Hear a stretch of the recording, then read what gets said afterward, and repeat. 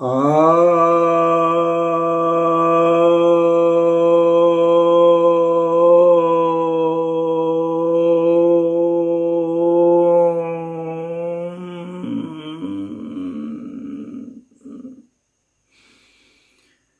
सभी भक्तजनों को सप्रेम नमन।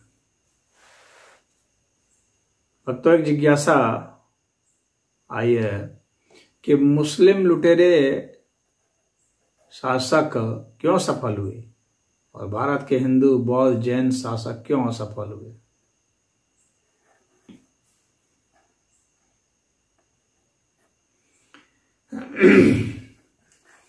तो देखिए,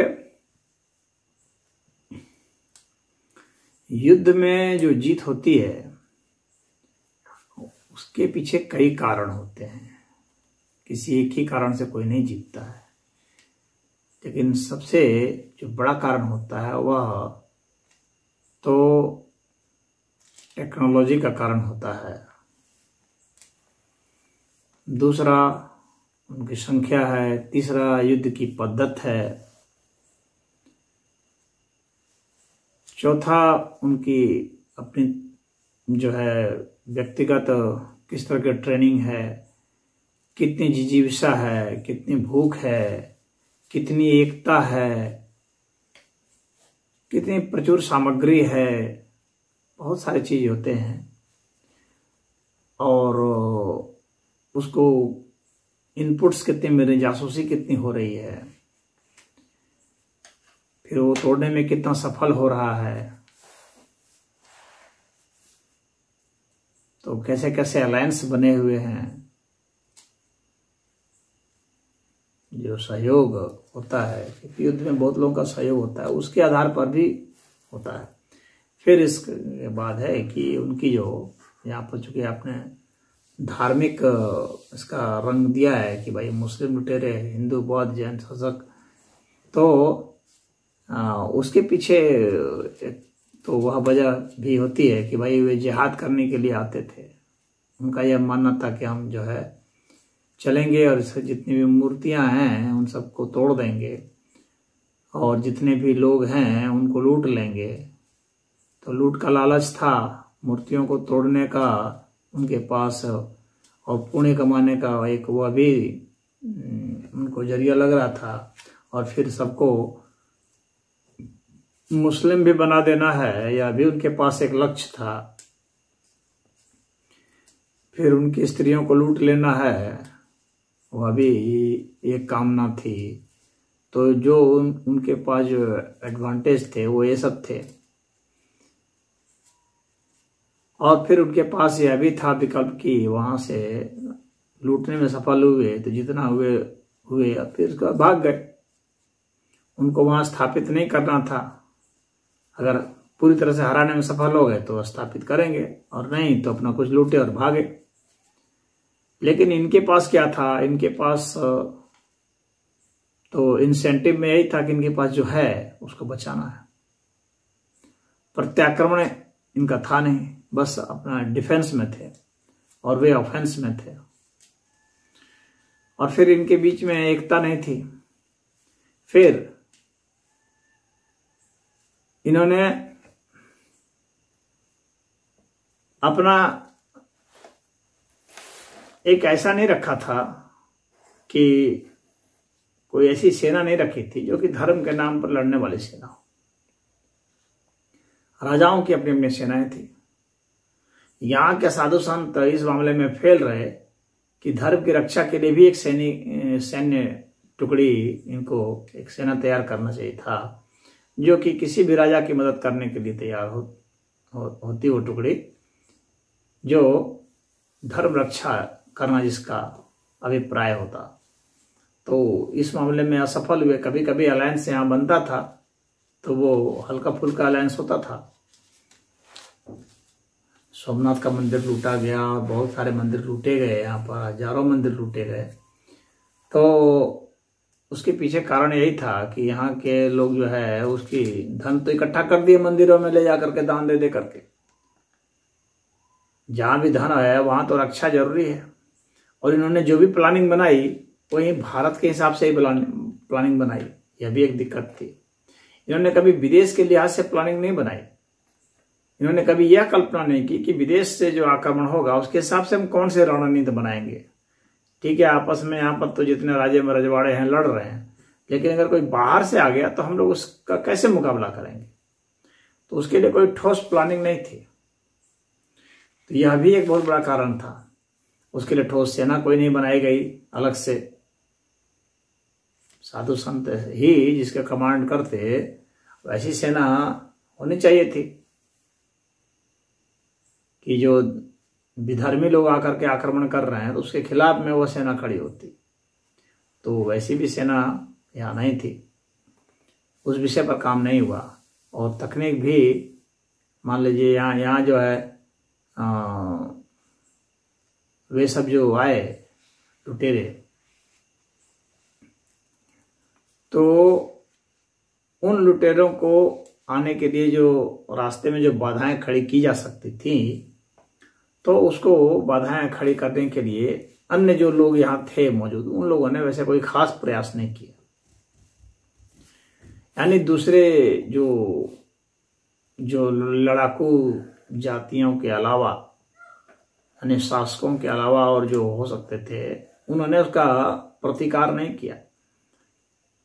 जबकि अन्य देशों में जनता भी प्रतिकार करती है, तो यहाँ की जनता ने कोई खास प्रतिकार नहीं किया, बल्कि वे जनता को लूट लिए और जनता को घेर लिए, जनता को गुलाम बना लिए। और यहाँ की बहुत सारी जनता में महिलाओं को उठा करके ले गए, बेच दिए, उससे भी कमाए और यहाँ के घटाए। और इसके अलावा उन लोगों को मुस्लिम भी बना दिए जबरदस्ती। और उसके बाद फिर वहाँ उनके सपोर्टर भी हो गए। भाई जिनको मुस्लिम बना दिए फिर उन्हीं के सपोर्टर हो गए। तो इस तरह से उन्होंने जीत हासिल की। और फिर यहाँ पर हिंदू बौद्ध जैन में भी कोई ऐसी एकता नहीं थी, एक दूसरे के खिलाफ में रहते थे, जासूसी करते थे या सपोर्ट कर देते थे। जैसे राजा जो दाहिर थे, तो जो सिंध के थे, तो वहाँ उसका जो है सपोर्ट, जब आक्रमण हुआ उधर से मुस्लिमों का, तो एक बौद्ध ने मदद कर दिया, जिसके कारण उनको अपनी सत्ता गंवानी पड़ी, जान भी गंवानी पड़ी।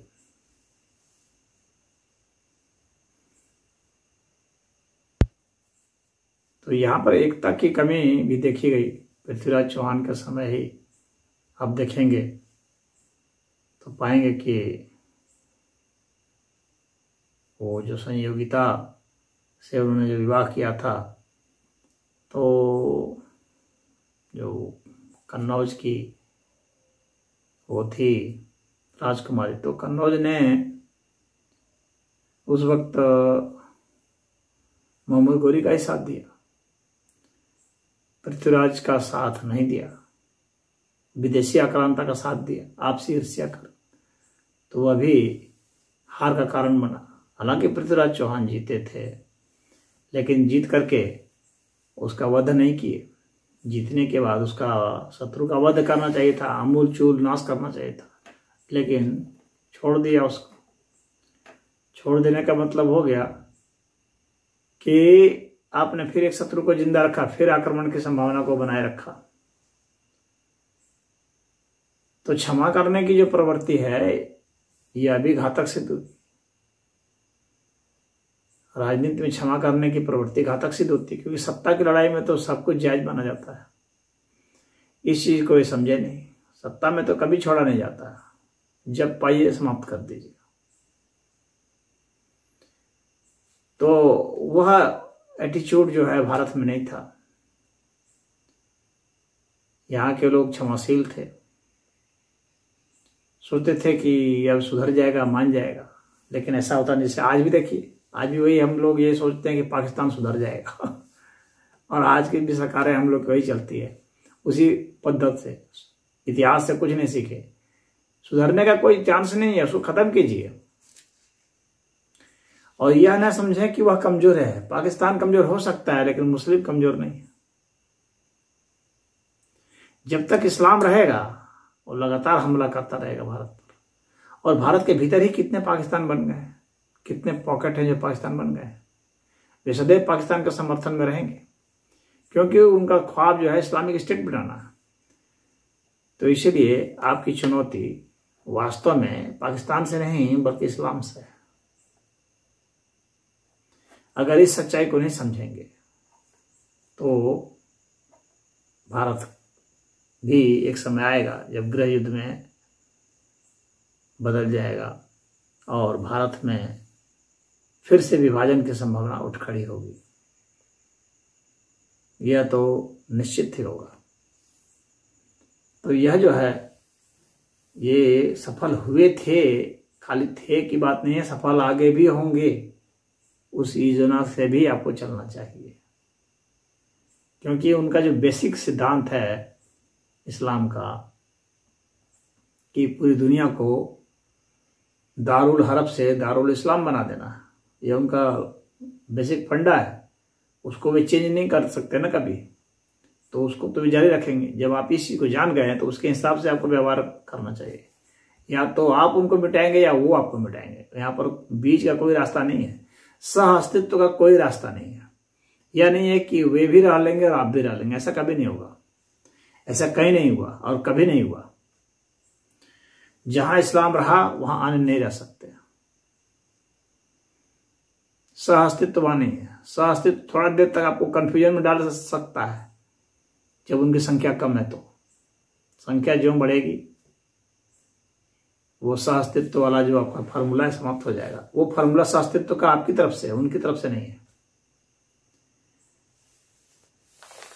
वे किसी भी हालत में नहीं जीने देना चाहते, किसी को भी नहीं, और उनका वह क्लियर है। यह अभी नहीं एक छिपा हुआ है।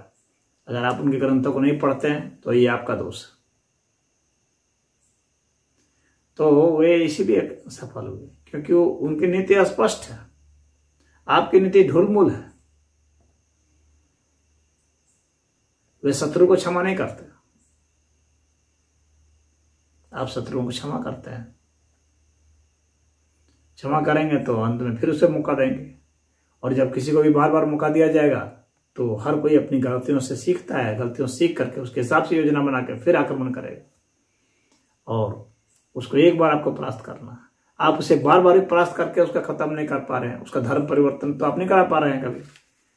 जैसे अगर इसने हराया भी कभी, उसको जिंदा छोड़ दिया, उसको उसका धर्म परिवर्तन क्यों नहीं कराया पृथ्वीराज चौहान ने, मोहम्मद गोरी का? न धर्म परिवर्तन कराया और न जान से मारा। तो जाहिर सी बात है कि आप बार बार जीत करके भी उसका कुछ नहीं बिगाड़ पाए, माने उसकी पहचान नहीं मिटा पाए। और उसे आपकी पहचान को मिटाने के लिए एक बार जीतना ही काफी है। तो इस्लाम इसलिए सक्सेसफुल हुआ कि एक बार भी वो जहां भी जीता उसने पहचान मिटा दी, जबकि उसकी पहचान कोई नहीं मिटा पाया।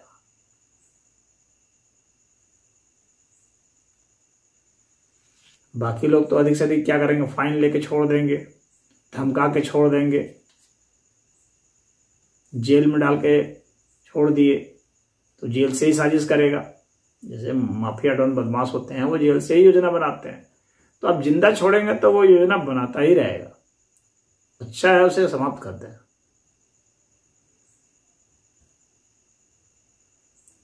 या उसके दिमाग को बदल दें, और दिमाग को बदलने का एक ही प्रमाण है कि उसका धर्म बदल दें। यदि वो धर्म बदल देता है तो दिमाग बदलेगा, अन्यथा नहीं बदलेगा। अन्यथा वो वही रहेगा और पुनः आक्रमण करेगा, बार बार आक्रमण करेगा, मरते मरते समय तक भी आक्रमण करेगा। और जिसमें ये बात होती है तो सफल होता है। बाकी बेहतर तकनीक थी, मान लीजिए कि उनमें से किसी के पास तोप था, जैसे मुगल सब आए तो तोप लेकर के आए, तो उसमें उनको सुविधा हुई जीतने में, बंदूक लेकर के आए। जो ईसाई मिशनरी वाले आए, ईस्ट इंडिया कंपनी आई, ये सब बंदूक से खेले। जैसे मुस्लिम सब भी आए तो ऊपर बंदूक सब लेके आए तो वे जीत जाएंगे उस अर्थ में। तो आपको लगातार अपना टेक्नोलॉजी का विकास करना है। अभी देखिए, अभी जो है इजराइल जो है वो चारों ओर से घिरा हुआ है मुस्लिम देशों से, और छोटा सा देश है, छोटी सी आबादी है, लेकिन अभी वो जिंदा है। जिंदा इसलिए है क्योंकि टेक्नोलॉजिकली वह एडवांस है, और दूसरी बात है कि उसके एक मरते तो वो भी आकर के 100 मार के चला जाता है। तो लगातार वो आक्रमण कर रहा है। जिस दिन वो आक्रमण छोड़ देगा उस दिन खत्म हो जाएगा, या जिस दिन वो विज्ञान में पिछड़ जाएगा, उतना मार्जिन नहीं ले पाएगा, उस दिन वो समाप्त हो जाएगा। क्योंकि मुस्लिम सब चारों ओर घेर करके उस पर आक्रमण कर रहे हैं लगातार, और करते रहेंगे। तो या तो वह इनको मिटा दे या ये उनको मिटा करके दम ले। ये संघर्ष है, सभ्यताओं का संघर्ष। तो यह तो चलेगा। तो आपको अगर आगे रहना है तो साइंस में आगे रहना पड़ेगा, धन कमाने में आगे रहना पड़ेगा, एकता में आगे रहना पड़ेगा, जासूसी में आगे रहना पड़ेगा, विद्या में आगे रहना पड़ेगा, और युद्ध के नियम को फॉलो करना पड़ेगा। अपने धर्म की सहिष्णुता को नहीं फॉलो करना पड़ेगा। धर्म की सहिष्णुता अच्छे लोगों के बीच होती है, लुटेरों, आतंकवादियों और योद्धाओं के खिलाफ नहीं। वहां तो आपको खत्म करना है। किलिंग इंस्टिंक्ट ही वहां पर सफल है। युद्ध की एक ही नीति होती है, वह होती है जीत, मृत्यु या जीत। तो युद्ध की नीति में अगर आप अपने जो आध्यात्म की जो नीति लागू करेंगे तो असफल हो जाएंगे। सीधे अध्यात्म की वहां कोई नीति नहीं चलेगी, वहां सिर्फ युद्ध की नीति चलेगी, और युद्ध की नीति के हिसाब से ही आपको करना पड़ेगा। और जब जब यहाँ के लोगों के हारने का कारण ये हुआ कि इन लोगों ने इसमें खिचड़ी घुसा दी। विशेषकर बौद्ध तो और भी कमजोर हुए, वे तो उसमें और भी ज्यादा मिला दिए। इसीलिए तो बौद्ध साम्राज्य का भी यहाँ पर बहुत सारे राजा महाराजा बौद्ध थे, और पहले वे हिंदू थे और वे बौद्ध बन गए। जब बौद्ध बन गए तो उनके 1-2 पीढ़ी के बाद उनका नाश हो गया। देख लीजिए, जैसे गुप्त वंश था, तो गुप्त वंश का धीरे धीरे नाश हो गया। जब वे लोग बौद्ध धर्म को स्वीकार किए तो धीरे धीरे कमजोर होते गए, अंत में खत्म हो गए। तो आप अहिंसा को जब घुसा देंगे